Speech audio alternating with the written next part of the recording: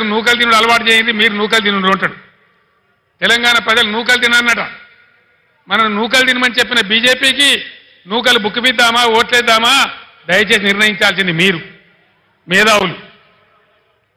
మన 7 మండలాలు తీసుకొని ఆంధ్రాకు అప్పగించింది బీజేపీ. మన సీలేరు ప్రాజెక్టు సంవత్సరానికి 300 మెగావాట్ల కరెంట్ వచ్చే ప్రాజెక్టును బలవంతంగా గుంజి ఆంధ్రాకు అప్పగించింది బీజేపీ. మన ఐటీఐఆర్ విపరీతంగా ఐటీ పరిశ్రమ పెరిగేటువంటి పరిశ్రమకు ఉన్నటువంటి ఐటీఐఆర్ను క్యాన్సిల్ చేసింది బీజేపీ.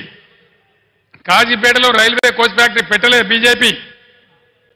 బయ్యారంలో ఉక్కు ఫ్యాక్టరీ పెట్టమంటే పెట్టలే బీజేపీ. ఒక మెడికల్ కాలేజీ ఇయ్యలే, ఒక నవోదయ కాలేజీ ఇయ్యలే.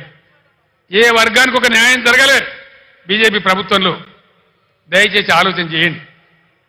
ఒక మత్తులో పడి, ఒక మతంలో పడి, ఒక పిచ్చిలో పడి ఓట్లేస్తే మనం కూడా పిచ్చిలేసిపోతాం తప్ప మన అవసరాలు తీరై ఉద్యోగాలు రావు. ఇలా భారతదేశంలో 30 లక్షల గవర్నమెంట్ ఉద్యోగాలు ఖాళీ ఉన్నాయి. 30 లక్షలు, 1 కాదు 2 కాదు. ఈ మొండి బీజేపీ ప్రభుత్వం దాన్ని నింపడం లేదు. గుడ్డికాను మూసినా ఒకటే, తెరిచినా ఒకటే, బీజేపీకి ఓటు వేసినా ఒకటే, ఓటు వేయకున్నా ఒకటే. దయచేసి ఆలోచన చేయాలని చెప్పి నేను మీ అందరిని కోరుతా ఉన్నా. మనం వికారాబాద్ జిల్లాలో, రంగారెడ్డి జిల్లాలో ఎన్ని పరిశ్రమలు తెచ్చుకున్నాం. చేవేలను పెద్ద పారిశ్రామిక కేంద్రంగా చేసే ప్రయత్నాలు చేసుకున్నాం. షాబాద్లో వెల్స్పన్ ఫ్యాక్టరీ తెచ్చుకున్నాం. ఇంటర్నేషనల్ కైటెక్స్ ఫ్యాక్టరీ తెచ్చుకున్నాం. చందన్ వ్యాలీలో అమెజాన్, కటేరా, కుందానా, ఈస్టర్ కంపెనీలు ఏర్పాటు చేసుకున్నాం. సీతారాంపూర్లో ఎలక్ట్రానిక్ వెహికల్స్ తయారు చేసే కంపెనీ తెచ్చుకున్నాం. శ్రీ మీద రైల్వే కోచ్ ఫ్యాక్టరీని ఇదే నియోజకవర్గంలో పెట్టుకున్నాం. ఫైనల్గా వికారాబాద్, చేవెళ్ల, తాండూరు, పరిగి నియోజకవర్గాల కోసం నీళ్లు తేవడానికి పాలమూరు ఎత్తిపోతల పథకం పెట్టుకున్నాం. ఉద్దండాపూర్ రిజర్వాయర్ మన కోసమే నిర్మించుకున్నాం, మన చేవెళ్ల కోసం, రంగారెడ్డి కోసం. అది రాబోతా ఉన్నది. ఈ ప్రభుత్వం పాలసీ ఏంది, దాని మీద కూడా వీళ్ళు కుయ్యలేదు, కుట్టుకులేదు. కాబట్టి దయచేసి నేను మీ అందరినీ కోరేది, గత అనేక సంవత్సరాలుగా, 35-40 సంవత్సరాలుగా బలహీన వర్గాల కోసం తన జీవితాన్ని దారబోసి, తన ఆస్తిని దారబోసి, ఆర్గనైజ్ చేసి బలహీన వర్గాల బిడ్డగా ఉన్నటువంటి మన జ్ఞానేశ్వర్ గారు మీ అందరికీ సుపరిచితులు. ఈ జిల్లాలో జిల్లా పరిషత్ చైర్మన్గా చేసినారు. మీ అందరికీ సేవలు కూడా అందించినారు. మీ అందరికీ నేను ప్రార్థించేది, ఇంతకుముందే కొందరు పెద్దలు చెప్పినారు, జ్ఞానేశ్వర్ గారు కూడా చెప్పినారు.